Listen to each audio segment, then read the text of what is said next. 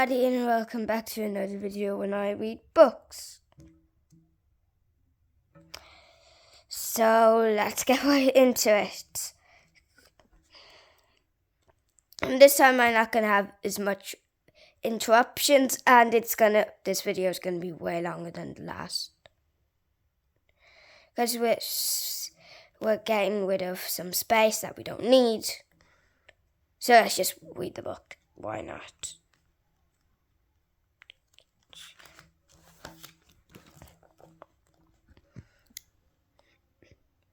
Crime and Punishment.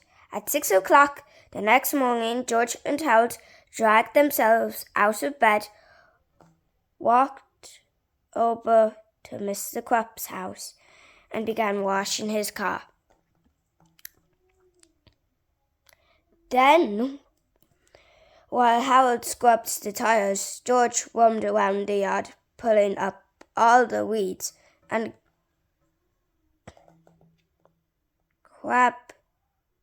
crabgrass he could find. Afterward, they cleaned the gutters and washed all the windows on Mr. Crupp's house. At school, George and Harold sat up straight, listened carefully, and spoke only when spoken to. They didn't tell jokes, they didn't pull pranks, they didn't even smile.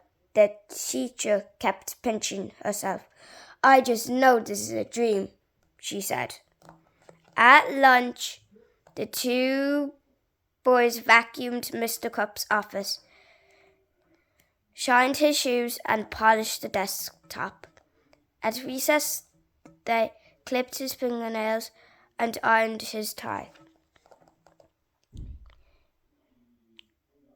Each spare moment in the boys' daily work was spent chattering to Mr. Crupp, everyone. After school, George and Harold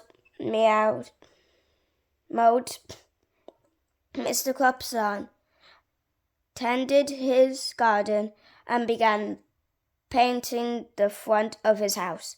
At sunset, Mr. Crupp came outside and handed each boy a stack of books.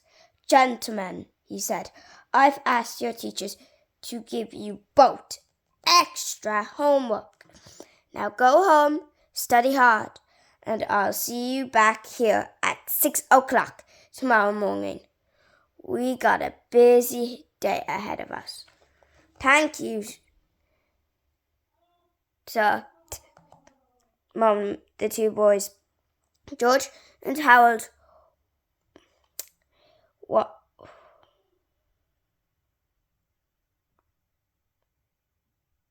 One second now. George and Harold walked home dead tired. Man, this was the worst day of my entire life," said George. "Don't worry," said Harold. "We only have to do this for 8 more years. I have a thing. I'm telling you, Harold, you don't make sense sometimes. That's all. You don't make sense sometimes. Okay."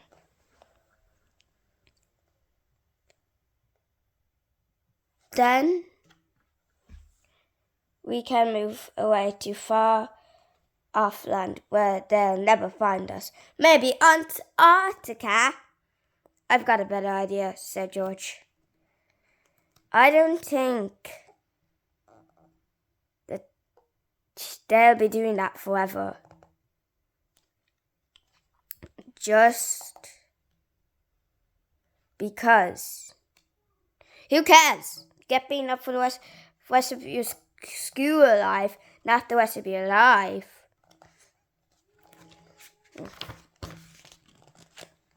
He took a piece of paper out of his pocket and handed it to Harold. It was an old magazine, ad for the 3D Hypno Wing. "How's this going to help us?" asked Harold. All we got to do is hypnotize Mr. Crop, said George. We'll make him give us the video and forget this whole thing ever happened. That's a great idea, said Howard. And the best part is we only have to wait 4 to 6 weeks for the... After 4 to 6 weeks of back-breaking labor, I don't even know what that word is. Grueling homework, doing homework, assignments, and doing good behavior at school. A package arrived in George's mailbox from the Lil's Wish Guy Novel Company. It was the 3D Hypno Wing. One second. No, this one. Hallelujah, cried George. It's everything I hoped for. Let me see, said Harold. Don't look directly at it. Harold, wondered George. You don't want to get hypnotized, do you? Do you really think it will work? Asked Harold. Do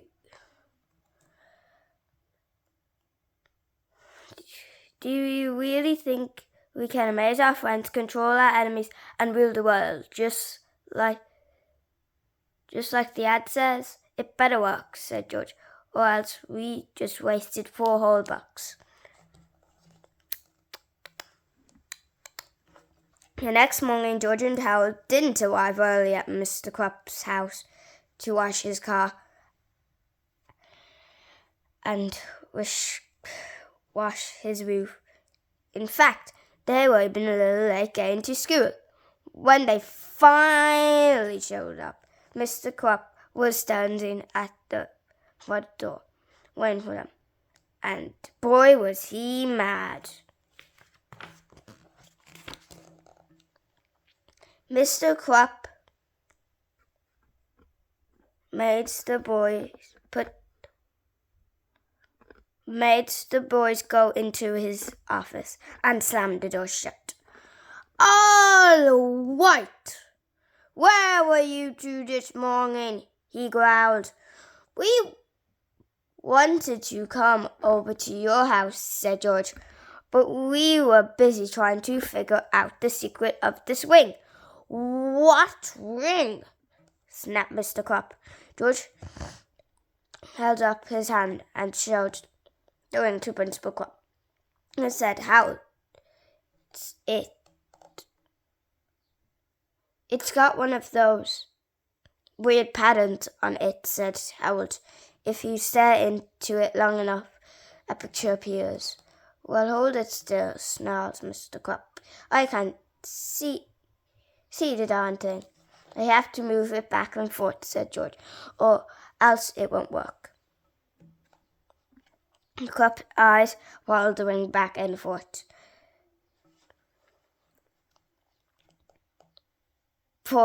Back and forth, and back and forth. "You have to stare deeper, deeper, deeper, deeper. You are getting sleepy," said George. "Very sleepy." Wait, no, that's not. Very? That's very sleepy. Okay, now that's right. Mr. Crop's eyes began to drop.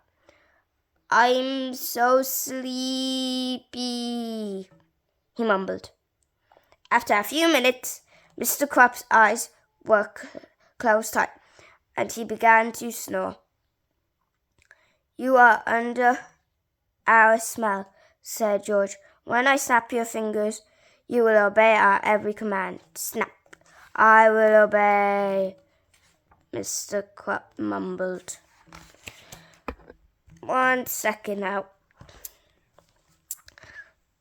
I'm really tired from reading this book. My hands kind of hurt. So I'm going to need to take a little break. Just to shake off my hands. Okay, now let's get back into the book. 1 second. And there, now we're back. All right, said George. Have you still got that videotape of me and Harold? Yes, mumbled Mr. Crop. Well, hand it over, Bob, George instructed.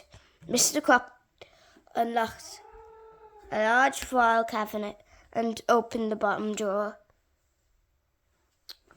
Ooh, what's in there, I wonder? He reached in and handed George the videotape. Sorry, the GoPro is a little bit wonky there now. But shaking a little bit.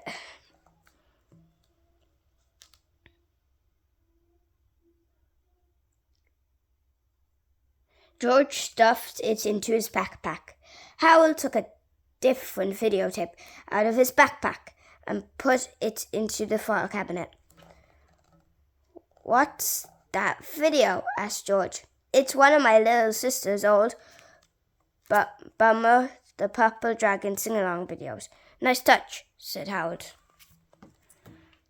When Howard bent down to close the file cabinet, he took a quick look inside. Whoa, he cried. Look at all the stuff in here. The file cabinet was filled with everything Mr. Crop had taken away from the boys over the years. They were slingshots, whoopee cushions, skateboards, fake doggy doo-doo, you name it. It was in there. Look at all this, cried George. A big stack of Captain Underpants comics. He's got every issue, said Howard. 4 hours the two boys sat on the floor laughing and reading their comics. Finally, George looked up at the clock. Yikes, he said. It's almost lunchtime. We better clean up this mess and get to class. The boys looked up at their principal, who had been standing behind them in a trace all morning. Gee, I almost forgot about Mr. Crop, said Howard. What should we do with him? Do you want to have some fun? Asked George. Why not? Said Howard. I haven't had any fun in the last 4 to 6 weeks.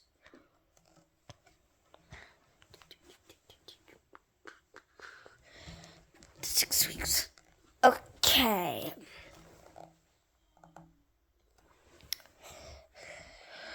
Cool, said George.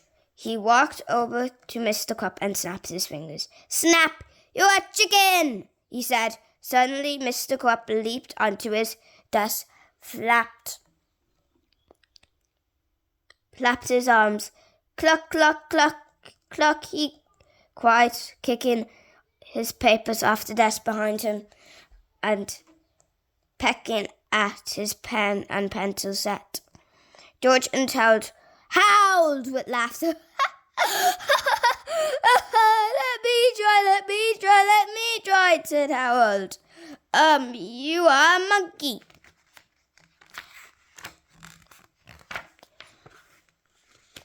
You gotta snap your fingers, said George. Oh, yeah, said Howard. Snap. You are a monkey. Suddenly, Mr. Crop sprang off his desk and began swinging from the lights. Ooh, ooh, ooh, ooh, he shrieked, leaping from one side of the room to the other. George and Harold laughed so hard they almost cried. My turn, said George. Let's see. We turned him into next. Captain Underpants. Captain Underpants. Good idea, said George. Snap. You are the greatest superhero of all time, the amazing Captain Underpants. Sorry, that was kind of like a screech there. I don't know what I said. Anyways, Mr. Crop tore down his red curtain from his office window and tied it around his neck. Then he took off his shoes, socks, shirt, pants, and his awful toupee. Tra-la-la, he sang. Mr. Crop stood before them, looking quite determined, with his cape blowing in the breeze of the open window. George and Harold were dumbfounded. You know, said George, he kind of looks like Captain Underpants. Yeah, Harold replied. After a short silence, the boys looked at each other and burst into laughter. George and Harold had never seen something so funny in their lives. Tears went down their faces as they rose about the floor, shrieking and laughing. After a while, George pulled himself up from the floor for another look. Hey! George cried. Where'd he go? George and Harold dashed through the window and looked out. There, right across the parking lot, was a puddy old guy in his underwear, with a red cape following behind him. Tra-la-la. Uh-oh.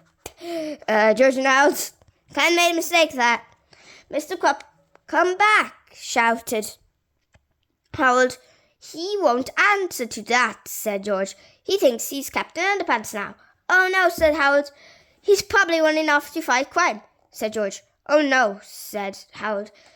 We've got to stop him, said George. Oh no, cried Harold. No way, look, said George. He could get killed out there. Harold was unmoved. Or what, said George. He could get into big trouble. You're right, said Harold. We gotta go after him. The two boys opened the bottom of the file cabinet drawer and took out their slingshots and skateboard. Do you think we should bring anything else? Asked Harold. Yeah, said George. Let's bring the fake doggy doo-doo. Good thinking, said Harold.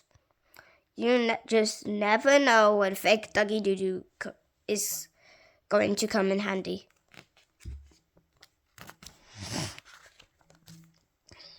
Harold stumped Mr. Crop's clothes, shoes, and toupee into his backpack. Then together the two boys leaped out of the window, slid down the flagpole, and took off on their skateboard after the amazing Captain Underpants.